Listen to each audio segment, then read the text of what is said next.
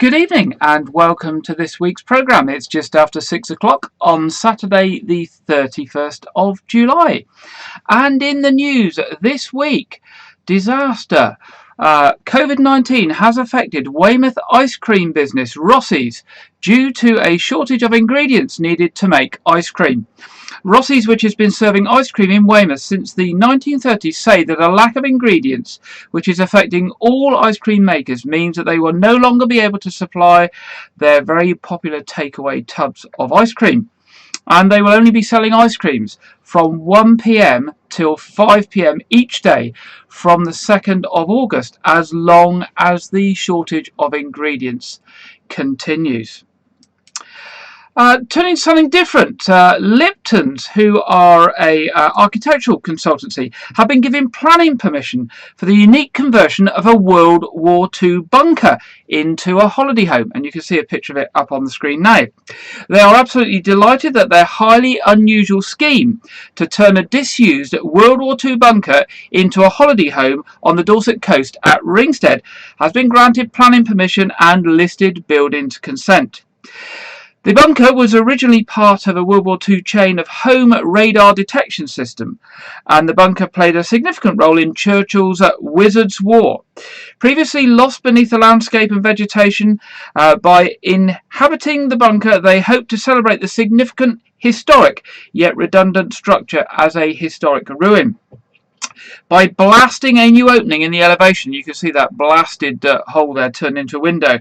Not only can the space be enjoyed as a holiday home, but it will enjoy views of the Jurassic Coast. Well, that's good news for an old building. White Regis Rainbows have been the first to take up on the Summer Reading Challenge. This year's Summer Reading Challenge is off to a flying start, with over 1,000 children in Dorset signing up in the last 3 weeks. The reading agency's Summer Reading Challenge is delivered in partnership with public libraries. This year they have teamed up with WWF for the theme Wild World Heroes, inspiring children to explore ways of helping to save the planet.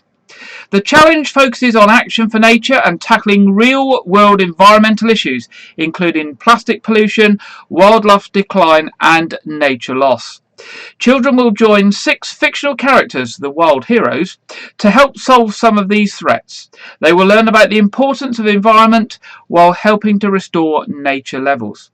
The White Regis Rainbows group were first to take up on the challenge in Dorset and have already been enjoying exploring the books about the natural environment and discussing issues affecting the planet. The challenge runs until the 11th of September, and children aged between 4 and 11 years can sign up for free at their local library. Those taking part will receive special stickers every time they finish a book and will get a certificate and medal once they complete the challenge. In addition, there's a fun range of accessible reading activities available online to help keep families entertained over the school holiday. If you want more information on the Summer Reading Challenge, there is a specific website. It's at www.summerreadingchallenge.org.uk. That's www.summerreadingchallenge.org.uk. Weymouth and Portland Lions, local charity group there, do a lot of good work in the community, have roared back after a year's absence with their ever popular live music street busking events. The Lions entertained the Weymouth crowd with a wide variety of live music events, including Replay, Julie Story's Let's Dance, Abby Brewster, Annie Mack and Norman, Tony Lowe, Ed Hintz, YQ Godelics, Brian Lincoln, son solo guitarist Ken Watkins, and for the first time supporting the Lions fundraiser were the Dark Descendants, a talented group of young musicians from All Saints. Kevin Brooks, who's the current president of the club, said, "We are delighted to be back. The sun shone on us and we raised over £600. I think it would be fair to say that Weymouth was buzzing with the sound of live music. Clearly everyone enjoyed being out and about and entertained with such an eclectic mix." Of course, Weymouth and Portland Lions raise money to support other local community projects and other community groups. And of course, if you're interested in the Lions or Weymouth Lions, more information on them can be gained at www.weymouthlionsclub.co.uk. That's www.weymouthlionsclub.co.uk. Litter Heroes have been taking on the Summer Challenge across Dorset. Over the month of June, 120 litter heroes took part in a month-long litter picking challenge in their local areas across Dorset. Signed up to the challenge were a real mix of participants, from families with young children to young adults and older residents of Dorset. For the duration of June, the participating litter heroes took part in a challenge of their choosing. Alongside the choice of creating their own challenge, 3 challenges were suggested by Litter Free Dorset. Over 2/3 of our participants took part 10 times challenge, where they litter picked their local area 10 times over the course of June. Other participants also opted for the 10 minutes daily challenge, while some litter heroes signed up and completed a staggering 10-hour challenge, where they litter picked for 10 hours over the course of one day. In total, the volunteers collected approximately 1 tonne of litter, the equivalent of weighing up a baby humpback whale. By taking part, individuals reduce the impact of plastic pollution and littered waste in our local environment. Results showed that most common form of litter was confectionery and food packets. Other plastic items such as disposable PPE, plastics, drinks, bottles and wet wipes were also very abundant. So there we go. The Litter Free Dorset Challenge initiative was a collaboration between Litter Free Dorset and the Preventing Plastic Pollution Project, supported by Queen Mary University of London and co-financed by Interreg France Channel England programme. A big thank you to all those, obviously, that took part and removed a load of litter from our environment at the same time. This year, the RNLI in Weymouth will not be having a lifeboat week. Most years there's a very popular lifeboat week which is used to raise funds for the RNLI.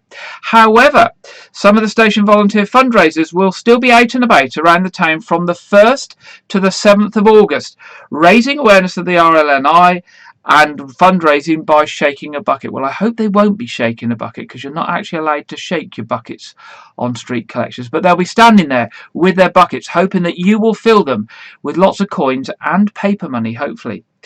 They have also come bang up to date, so if you haven't got your cash, don't worry. They will be armed with a card machine to enable you to donate to the charity by use of your card. And of course, it's a very worthy charity that's very important to Weymouth and the surrounding area, as it saves many lives at sea.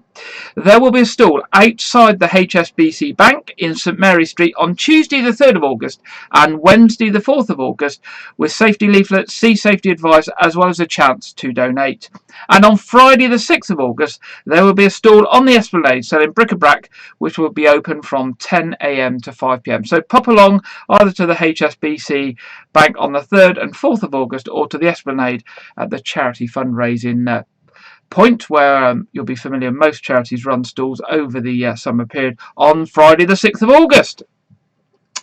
Turning to Dorset Police, they are appealing for witnesses after an attempted robbery in Weymouth. Dorset Police are appealing for help and witnesses with an alleged attempted robbery at a store in Weymouth. Dorset Police received a report at 1:05 PM on Saturday the 24th of July of a man who was reported to be in possession of a knife near to Broadway Village Stores on Dorchester Road. It was further reported that the man had entered the store in possession of the knife, threatened and assaulted the shopkeeper and made demands for money. The victim reportedly knocked the knife out of the man's hand before he left the premises empty-handed. Officers attended, and a 24-year-old man from Frome in Somerset was arrested nearby. He was subsequently charged with attempted robbery, criminal damage and possessing a knife blade or sharp-pointed article in a public place, and he's due to appear before magistrates. However, they are very keen to hear from any witnesses or anybody that took any photos or anything, and usual sort of contact numbers for Dorset Police of 101. You can also get in touch online via dorsetpolice.uk and also through the Crime Stoppers charity at 0800 555 111. Moving to Weymouth Town Council. They've got plans to improve Radipole Park and Gardens, and those plans are progressing well, and the design team is now in place. All work needs to be openly tendered, so detailed designs are being developed with a view to appointing main contractors early next year. The Town Council will be holding a public consultation event in the Radipole Park and Gardens from 11 a.m. to 3 p.m. on the 24th of August to share their plans with you and to answer any questions you may have on the project, which they hope the work will start on in spring 2022. So if you'd like to see what is planned for Radipole Park and Gardens, pop along there on the 24th of August between 11 a.m. and 3 p.m. Weymouth Town Council has been awarded just over £1 million for this project. That's about 70% of the funding that's needed by the National Lottery Heritage Fund and the National Lottery Community Fund, and that will pay for the improvements to Radipole Park and Gardens. The project aims to encourage more people to use the facilities and reconnect with wildlife and nature through an exciting and engaging activity programme. There will also be plenty of opportunities for people to get involved through a variety of different volunteer and training placements. The funding is being used to make improvements and changes to the whole site, including a new path network for visitors. Popular areas such as the sports courts will be repaired and improved, and extra facilities added. Plans also include new features such as the installation of a new heritage cafe, toilets, an updated play area and a sensory garden. So that's all good news for Radipole Park and Gardens. Staying with Weymouth Town Council, they've said this week that their partnership at Tumbledown Farm has been a great success. The one-year partnership was between Weymouth Town Council and Weymouth Area Development Trust and was for the initial steps to deliver a community farm and create responsible stewardship over the natural environment and supporting community life, learning and well-being in a sustainable and economic way. Tumbledown Farm is a Weymouth Town Council asset. It's been lying dormant, waiting for the right moment and the right team to reawaken its potential. The partnership that emerged between Weymouth Town Council and the Weymouth Area Development Trust in June 2020 was the opportunity to prepare a long-term plan to develop the site into a community asset, with the aim of growing local food and working with community groups, vulnerable people, schools, colleges and members of the public. The vision for Tumbledown is to be an inclusive green space which nurtures the life-giving environment to support community-led growing, learning and well-being now and for future generations. The Town Council has had the vision of a new way of working to deliver what the community asks for, a truly community engaged green space that includes people of all ages and provides a connection with the land. If you want any further information on Tumbledown or a group that's been set up called the Friends of Tumbledown and you'd like to get involved in any way, please contact Clive Tuck by emailing Clive Tuck, that's CLIVETUCK, at weymouthtowncouncil.gov.uk. And finally, also from Weymouth Town Council, they've agreed £2,000 worth of funding to Westham Community Group to help fund a Park Play scheme at the Marsh Sports Field. Park Play is a relatively new organisation which is aiming to run free family play sessions on the Marsh Sports Ground on Saturday mornings at 10 a.m. The organised play sessions are intergenerational, catering for all ages and abilities without any requirement for fitness. The weekly games are led by a play leader who will arrange activities such as dodgeball, frisbee, scavenger hunts, quick cricket and lots more. The grant will help create and facilitate the weekly activities for residents local to Weymouth free of charge. In order to establish these schemes, £5,000 needs to be secured to fund the role of a play leader for the first year. The play leader will play a key role and will be the driving force for engaging and ensuring the enjoyment and well-being of local people. Jill Taylor, who's the chair of Westham Community Group, said, "On behalf of the group, we are very pleased to receive positive news on this grant application, which is for the maximum allowed under this scheme. Park Play will help the residents of Weymouth enjoy their open space, have fun gain fitness and extra confidence, improve social cohesion, and help the community recover from the effect of the COVID pandemic. We have other grant applications pending for this project, and as soon as we have the rest of the funding confirmed, we will be able to take this project forward, hopefully later this year. TV now. TV licensing. UK households are facing a £1,000 fine from this weekend as changes to the TV licensing come into play. Pensioners now face a £1,000 fine if they do not get a TV licence by this weekend. On the 1st of August 2020, the BBC announced TV licences would no longer be free for those over 75 years of age. Now, a year later, that change is about to come into force. The BBC will start charging everyone for a TV licence from Sunday, and people could be hit with a four-figure fine if they don't have one. Hundreds of thousands of people aged over 75 could face a £1,000 fine if they don't buy a TV licence. Current cost of a TV licence, to remind you, is £157.50 a year, or if you've only got a black and white TV, £53. However, if people are on pension credits, they'll be entitled to continue to get a free TV licence. If you're eligible for a free TV licence, and it doesn't get given to you automatically, that's the key thing. So if you're over 75 and you get those pension credits, but you haven't got a TV licence, it's not going to happen automatically.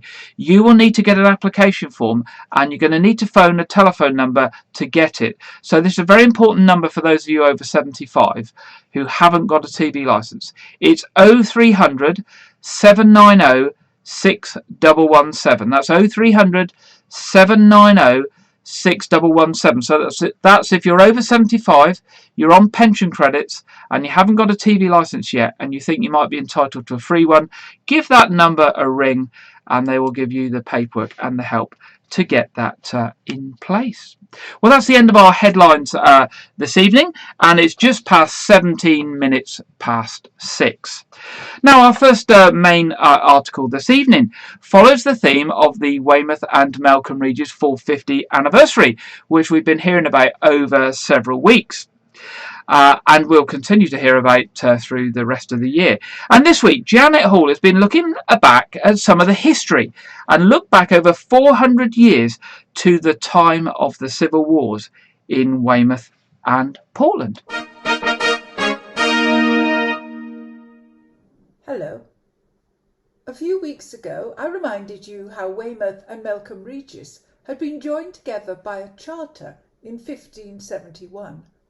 450 years ago, and in the time of Queen Elizabeth. On her death in 1603, James I became king, and then in 1625 the turbulent reign of Charles I started. By 1643, the civil war between the parliamentarians, led by Oliver Cromwell, and the Royalists under Charles I was raging. Sir Walter Earle, a local member of Parliament for this area, with strong Calvinistic views, secured the ports of Weymouth, Lyme Regis and Wareham, along with Portland Castle, for the parliamentarians during the build-up to the fighting. In 1645, Royalist plotters within the then twin towns of Weymouth and Melcombe Regis conspired to take control of the parliamentary-run ports and deliver them into the control of King Charles I.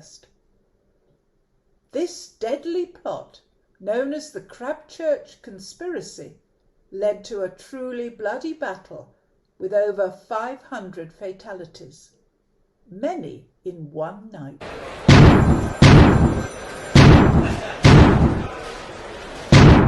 At midnight on the 9th of February 1645, a small force of Royalist soldiers were ferried across the narrow strait where the Portland Bridge Road now crosses from Portland Castle. They linked up with sympathisers in the town who wore white handkerchiefs on their arms and used the word Crabchurch to identify themselves. They caught the parliamentarian garrison by surprise and successfully captured the chapel and the Nove forts. Recovering from their initial surprise, the parliamentarians rallied and launched counterattacks.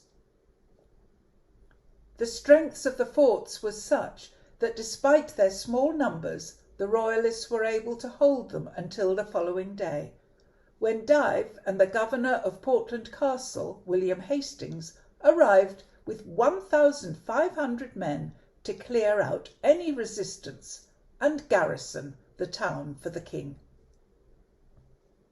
The defending parliamentarians under William Sydenham took refuge in nearby Melcombe, which was at the time only connected to Weymouth proper by a drawbridge. The two sides began to bombard each other from across what is now Radipole Lake and the old harbour. In order to retake Weymouth, Parliament dispatched the warship Constant Reformation under William Batten, with 200 sailors from Poole and 100 cavalry under James Heane, who had made their way through enemy lines and met up with parliamentarians in Melcombe.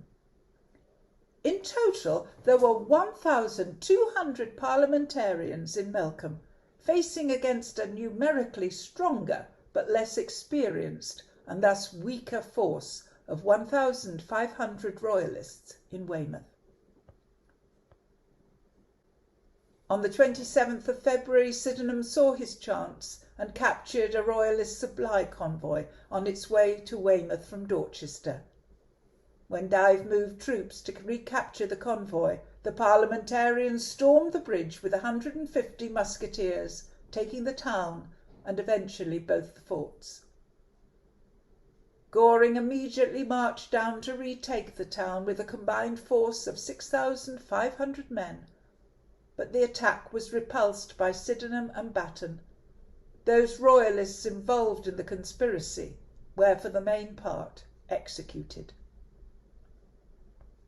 If you want to see evidence of the siege of Melcombe, go to the corner of Maiden Street and look up at the lodging there, and you will see a cannonball, or a replica of a cannonball, lodged in the wall of the house. That's all for now, but watch out for some more items about Weymouth's 450 years of history.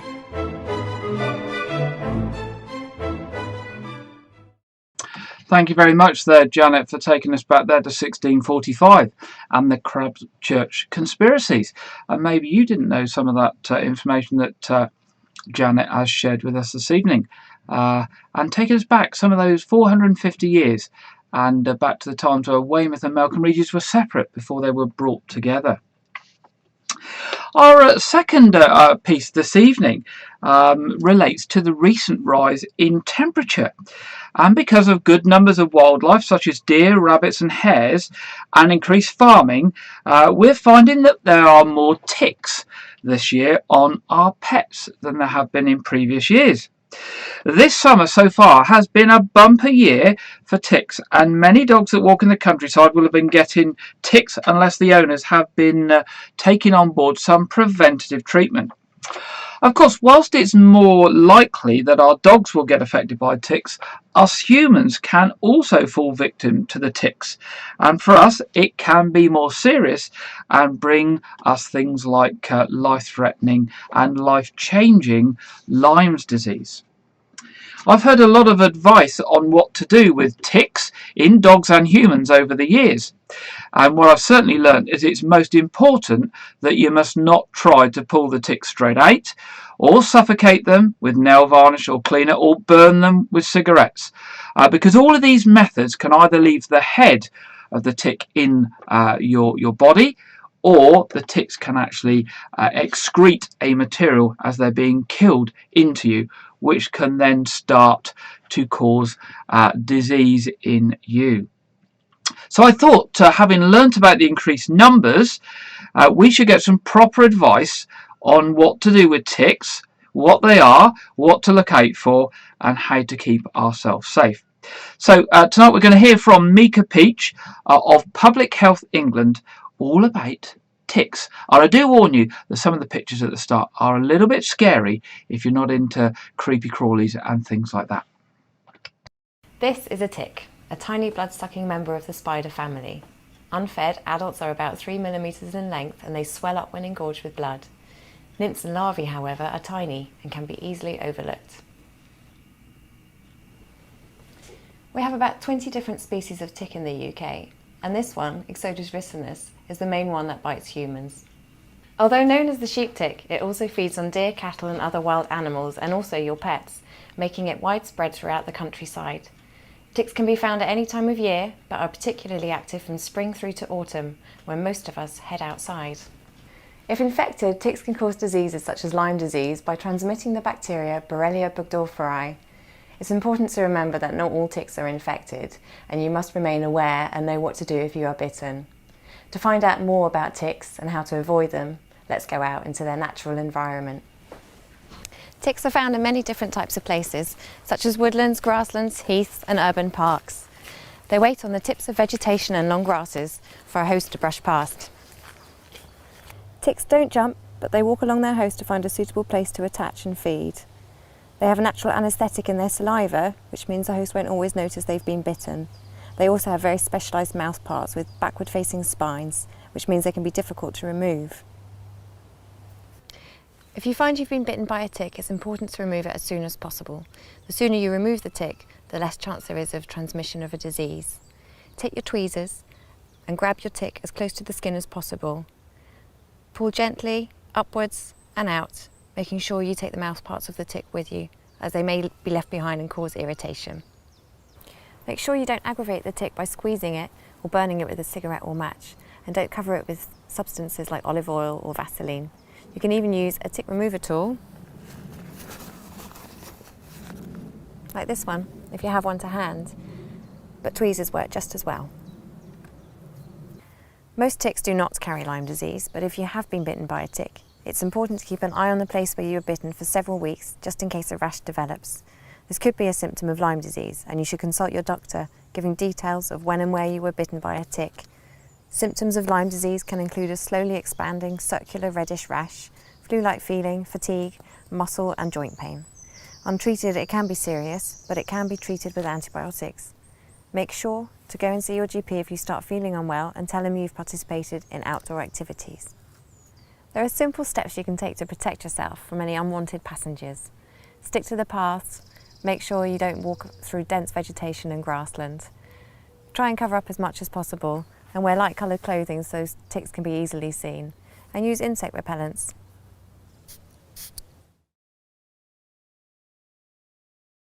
There we go, and thank you to Mika and Public Health England for that. And if you wonder where to get those nice little green tick removing things, most vets sell them. You can certainly get them online, and they're actually a good device to have for removing ticks from humans as well as your dogs. Let's hope you don't get attacked by the ticks. I remember a particularly difficult scout camp many years ago that had to be abandoned halfway through due to the number of youngsters actually getting bitten by or getting attacked by ticks. That was a long time ago, but it was quite a shocking thing at the time. Our final piece tonight is about catalytic converters. Now, we have heard about catalytic converters before, but unfortunately now the incidence of theft in Dorset has significantly increased, and Dorset Police have put some information out this week to raise the awareness of catalytic converter theft and to actually tell us how to protect our vehicles, because it can be quite a costly experience with catalytic converters costing many hundreds of pounds or possibly thousands to replace. So this week our reporter Lydia has been looking at all the latest information from Dorset Police on the theft of catalytic converters. Dorset Police has this week issued crime prevention advice to motorists following an increase in catalytic converter thefts over the last year due to the rising value of the precious metals they contain. Dorset Police data reveals there were 94 reports of catalytic converters stolen from vehicles in the county between January and June 2021. This increased by 368% from the same period in 2020. These thefts can have a real impact on victims. It is not only an inconvenience, but also disrupts day-to-day tasks, such as taking children to school and getting to and from work. Catalytic converter thefts can also leave victims with pricey repair bills, increased premiums, or even having their vehicles written off. Superintendent Heather Dixie from Dorset Police has told us, "Our officers are working hard to prevent this crime. A number of vehicles being used to commit these offences have been seized recently, and our crime scene investigators are working hard to forensically link offenders to these vehicles and the crimes." Superintendent Dixie went on to tell us, "Dorset Police acknowledges that this is a concern for our communities and we are doing everything we can to prevent it, but this crime can happen in a matter of seconds. We are asking for your help. We can't stop this crime without you. So if you know something, please help your community and contact us. There are ways you can protect your catalytic converter from thieves. Think about where you park. If you can, park your vehicle in a locked garage. If this isn't an option, then park it in a well-lit and well-populated area. Park close to fences, walls or a curb, and avoid parking your vehicle half on the pavement and half on the road, as this may make it easier for thieves to access the catalytic converter. If you are parking in a public car park, consider parking alongside other vehicles. This will make it harder for thieves to get close enough to get underneath the vehicle. Mark your catalytic converter. You can mark your catalytic converter with a unique code that will relate back to your vehicle. This is done using Smart Water and is an incredibly effective way of preventing theft. Smart Water is a forensic liquid, which can withstand heat of up to 600 degrees. It can be applied to car parts, and each batch has a unique code which allows it to be traced back to the owner. Of course, if you do become a victim of catalytic converter theft or any other crime, you can report it online at www.dorset.police.uk.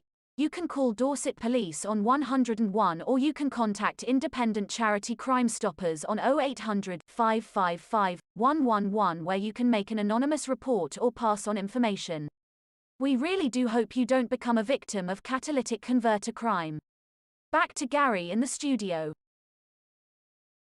Thank you very much, Lydia there. And the Smart Water product that they mention, therefore marking your catalytic converters, is that which is used on things like church roofs to mark the lead. And once applied, you can't actually see it, but it has a unique DNA trace in it, which can be viewed with special light and samples take to actually trace back where that material has come from and make sure that the perpetrators, if picked up, get convicted. And that's the most important thing. So we're now moving on to the weather. Just give a time check. It's just coming up to 6:33. And our national weather forecast from the Met Office this week is a little bit different. Our usual national weather forecasters must be off this weekend. And we've just got a video with audio this week rather than actually a presenter stood in front of us. So we'll go to the Met Office now for this week's national weather forecast. To your latest forecast. This weekend's going to be a fairly mixed one for much of the UK, with the brightest weather expected through Sunday, though in general the weekend will be fairly cool and cloudy, with a thunderstorm warning in force through Saturday.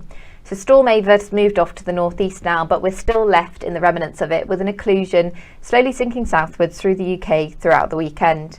That occlusion is bringing fairly cloudy conditions with outbreaks of rain too. Those outbreaks of rain will be heaviest across the southeast, where there is a thunderstorm warning in force with a risk of hail and lightning too.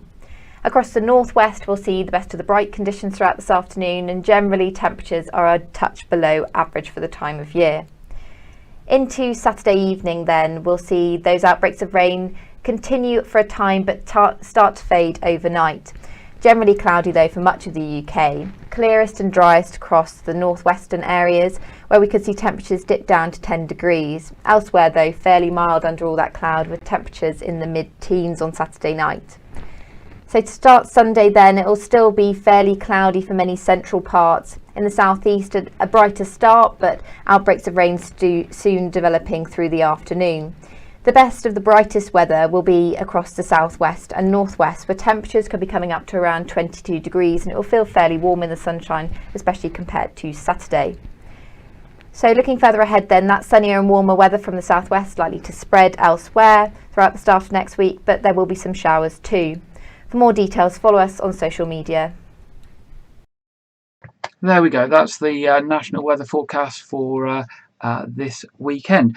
And our local forecast, if we pop up our little weather widget, if we can find it, there we go, is very, very similar to that of the national picture.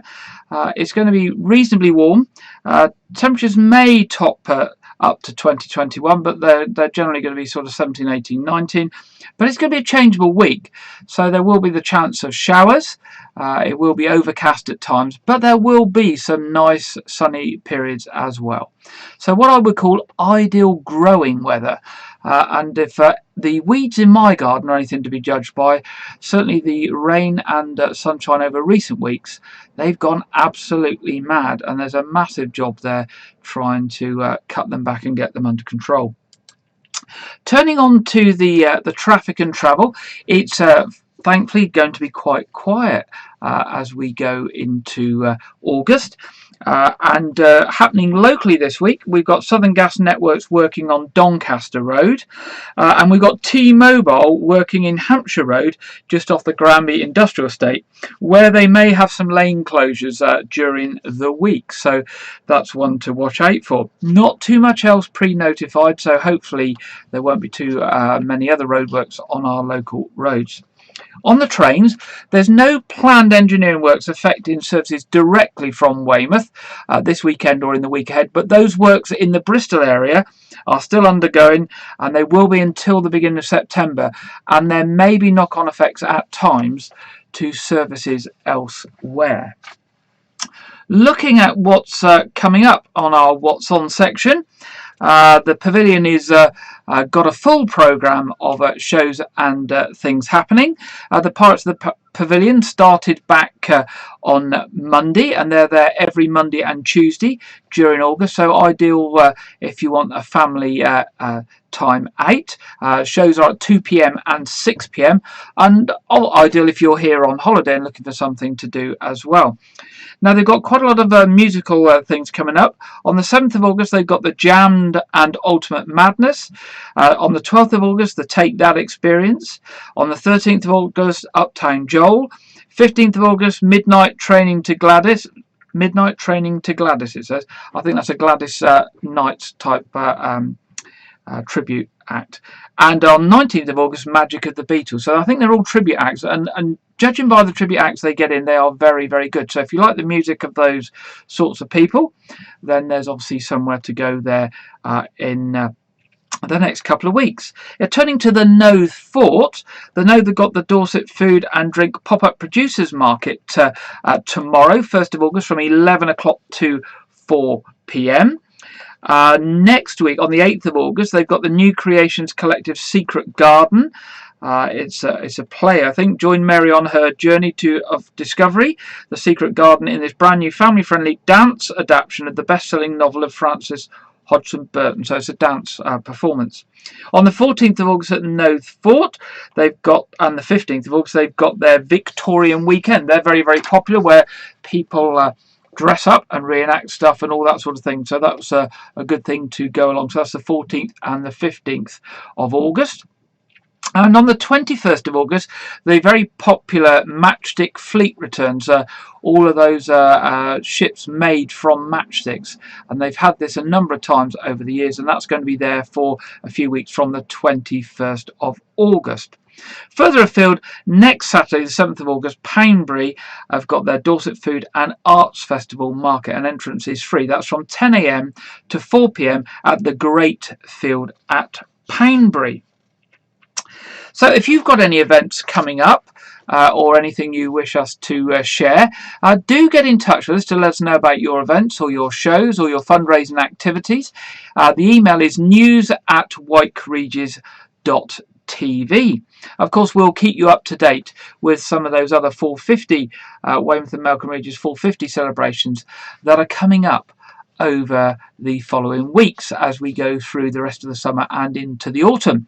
And a time check for you, it's just gone at 6:39. And we get to that part in our programme where we look at one of the films that's coming up. And this week's film is advance notice of a new release which will be out just after the summer. and this will interest some of you, I am sure. It's based on the true story that will inspire the world. It's by Warner Brother Pictures. It's called King Richard, and it follows the journey of Richard Williams, an undeterred father instrumental in raising two of the most extraordinarily gifted athletes of all time, who will end up changing the sport of tennis forever.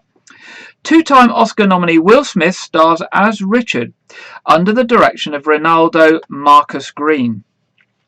Driven by a clear vision of their future and using unconventional methods, Richard has a plan that will take Venus and Serena Williams from the streets of Compton, California, to the global stage as legendary icons. The profoundly moving film shows the power of family, perseverance, and unwavering belief as a means to achieve the impossible and impact the world. Sanaya Sidney stars as Venus Williams, Demi Singleton stars as Serena Williams, with Tony Goldwyn as coach Paul Cohen and John Bernthal as coach Rick Mackey. The ensemble also includes Andy Bean, Kevin Dunn and Craig Tate. So if you like tennis and you follow or have followed Venus and Serena Williams over the years, this is going to be a must for you. King Richard is due out in November, and here we go with the trailer. What's going on? Everybody okay? They got a call, said there was trouble in the house. Oh, okay. Yeah. Okay. You all need to look around? It's a little wet for practice, don't you think? Don't the girls have schoolwork to do? They do their homework. Tundi's first in her class. Lynn and Isha are too. Now, I don't even mind you saying we hard on these kids. You know why? Because we are. That's our job, to keep them off these streets. You want to check on the kids? Let's check on the kids. We got future doctors and lawyers, plus a couple tennis stars in this house. The chances of achieving the kind of success that you're talking about is just very, very unlikely. Okay, you making a mistake, but I'm gonna let you make it. Watch them hit a few balls. All right. So tell me your names again. I'm Venus. I'm Serena. So what'd you think? I wrote me a 78-page plan for their whole career before they was even born. Yeah, baby, yeah! These girls so great, how come I've never heard of them? They're from Compton. It's okay. They're just not used to seeing good-looking peoples like us. She's nervous. Take a step up. Maybe she ought to take a few more steps up. Just get someplace safe. I think you might just have the next Michael Jordan. Oh, no, brother man. I got me the next, too. This next step you about to take, you're not gonna just be representing you. You're gonna be representing every little black girl on earth. I'm not gonna let you down. How could you? This world ain't never had no respect for Richard Williams, but they gonna respect y'all. You gonna walk out there with your head up. You are a champion, and the whole world knows it. The most dangerous creature on this whole earth. It's a woman who know how to think. Yes, Daddy. Ain't nothing she can't do. You gonna show them how dangerous you are?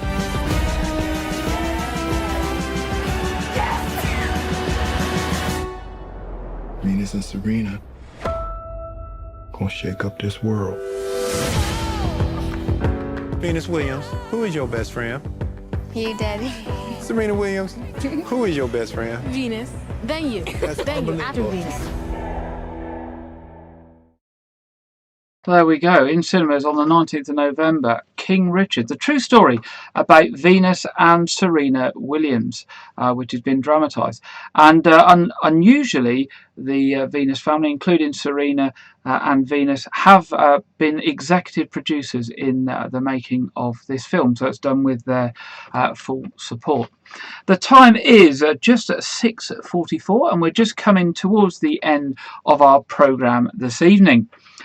Just a reminder that we do have this week regular services at All Saints Church at 0800 and 9:30. The 9:30 will be live streamed, and St Edmunds at 11 o'clock.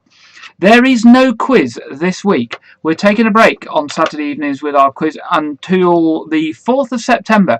So don't look out for the quiz tonight. We won't be there. We'll be back on Saturday the 4th of September at 7:30 p.m. But if you're still into your gardening, our gardening programme, Year Gardening with Clive Gray, will be running on Friday evenings at 7 p.m. And most importantly, if you've got any local stories, local events, or local news for us, we would like to hear from you during the week. News at White Regis TV. And if you want to catch up with other local news and other local programming, please do pop along to one of our local radio stations during the week. Chesil Radio, Keep 106 or Air 107.2.